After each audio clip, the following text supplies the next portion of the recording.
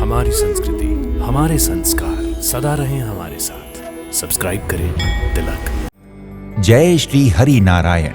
आप सभी का हमारे कार्यक्रम दर्शन में हार्दिक अभिनंदन। भक्तों, हिंदू धर्म में श्राद्ध का बहुत अधिक महत्व बताया गया है। ऐसा कहा जाता है कि यदि मृत व्यक्ति का श्राद्ध श्रद्धा भाव व नियमों से नहीं किया गया तो उसकी मुक्ति नहीं हो पाती, अर्थात व्यक्ति की आत्मा भटकती रहती है। और यदि किसी के पूर्वजों और पितरों की मुक्ति नहीं होती तो उसका दुष्परिणाम उसके वंशजों को भुगतना पड़ता है। इसलिए पितृपक्ष में श्राद्ध करने की रीति है। यद्यपि पितृपक्ष में तो श्राद्ध केवल 16 दिन ही किए जाते हैं, परंतु भारत में 3 ऐसे स्थान हैं जहां वर्ष भर में कभी भी जाकर श्राद्ध करने से मृत व्यक्ति की मुक्ति हो जाती है। ये गया स्थान है, जिनमें प्रथम स्थान है कपाल गया बद्रीनाथ में, द्वितीय स्थान है गर्भ गया या नाभि गया, ये सिद्धपुर अर्थात श्री स्थल के नाम से जाना जाता है, जिसे बिंदु सरोवर भी कहते हैं, और तृतीय स्थान है पाद गया, जो गया जी बिहार में है। इन तीनों ही स्थानों पर श्राद्ध करने से मृत आत्मा को मुक्ति मिल जाती है। इन तीनों स्थानों में एक स्थान बिंदु सरोवर पर केवल स्त्रियों का श्राद्ध होता है। इस जगह पर जो वर्ल्ड के अंदर जो 3 गयाएं बताई गई है, उनमें से एक गया श्राद्ध जो माता जी का जो अंतिम श्राद्ध जहाँ होता है, जहाँ पिंडदान पाठ किया जाता है, वो इसी जगह पर होता है। यहाँ पर पुत्र अपनी माता का व पति अपनी पत्नी का श्राद्ध करते हैं और उन्हें मुक्ति प्रदान करने की प्रार्थना करते हैं। यहाँ माता जी का या सभी स्त्री जातियों का इस जगह पर अंतिम पिंडदान यहाँ होता है। इस जगह पर पिंडदान करने से इन लोगों को मोक्ष की प्राप्ति होती है।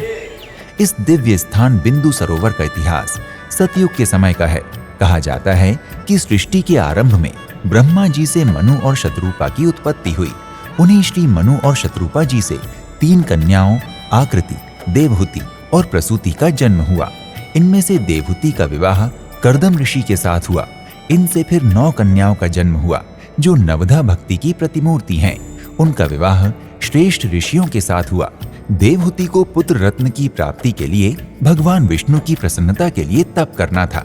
अतः देवहूति और कर्दम ऋषि ने 10,000 वर्षों तक तपस्या की। उनकी तपस्या से भगवान विष्णु प्रसन्न हुए और वरदान देने इसी क्षेत्र में आए जहाँ कर्दम ऋषि और देवहूति तपरत थे। भगवान ने जब देवहूति से वरदान मांगने को कहा तो देवहूति ने भगवान से कहा कि मैं आपके समान पुत्र चाहती हूँ। ये सुनकर भगवान की आंखों में प्रेम और हर्ष के आंसू छलक उठे।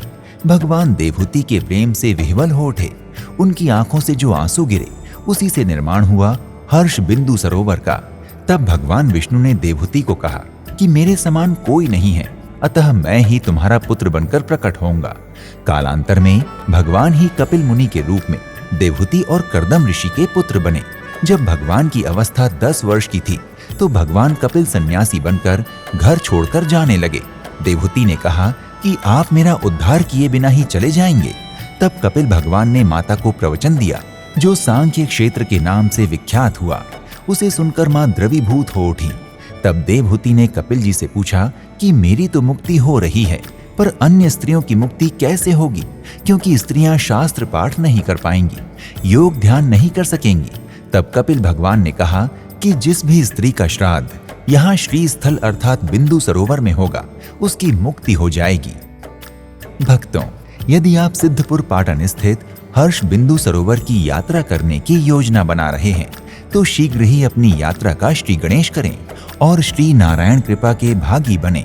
अगले एपिसोड में आपसे एक और धाम की यात्रा पर फिर से भेंट होगी। प्रणाम। जय श्री नारायण। इति शुभम।